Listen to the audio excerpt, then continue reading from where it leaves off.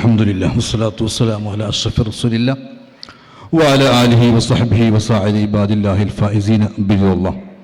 First of all, I congratulated Dr. Shakil sir.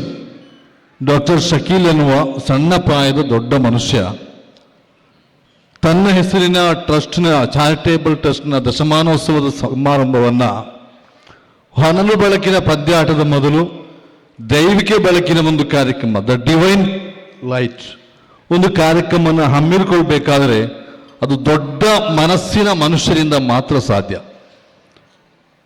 ಒಂದು ಪ್ರಾಡಕ್ಟನ್ನು ನಾವು ತಗೊಳ್ಳುವಾಗ ಅದರೊತ್ತಿಗೆ ಒಂದು ಕ್ಯಾಟಲಾಗ್ ಕೊಡ್ತಾರೆ, ಒಂದು ಗೈಡ್, ಹೇಗೆ ಅದನ್ನು ಯೂಸ್ ಮಾಡಬೇಕು ಅಂತ ಹೇಳಿ.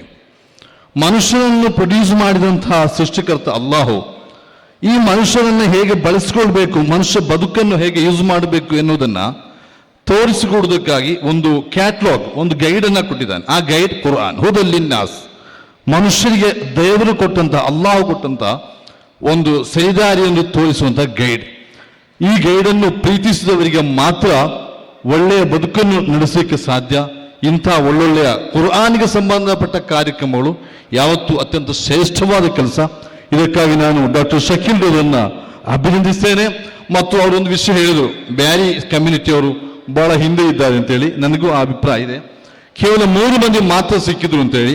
ಆ 3 ಮಂದಿಯನ್ನು ಡಾಕ್ಟರ್ ಶಕೀಲ್ ಅವರು ಸ್ವಲ್ಪ ಫಾಲೋ ಅಪ್ ಮಾಡಿ ಆ 3 ಮಂದಿಯನ್ನು ಮುಂದಷ್ಟು ಕುರ್ಆನಲ್ಲಿ ಮುಂದುವರಿಲಿಕ್ಕೆ, ಅವರು ಎಂಥವ್ರು ಯಾರು ನನಗೆ ಗೊತ್ತಿಲ್ಲ, ಅವರನ್ನು ಹಾಫಿಜ್ಗಳನ್ನಾಗಿ ಮಾಡಿ, ಒಳ್ಳೆಯ ಕಾರ್ಯಗಳನ್ನು ಮಾಡಿ, ಕುರ್ಆನ್ ವ್ಯಕ್ತಿಗಳನ್ನಾಗಿ ಅವರನ್ನು ಸಮಾಜಕ್ಕೆ ಸಮರ್ಪಿಸಲಿಕ್ಕೆ ಒಂದು ಯೋಜನೆಯನ್ನು ಕೂಡ ನೀವು ಹಾಕಿದರೆ ಬಹಳ ಒಳ್ಳೆಯದು.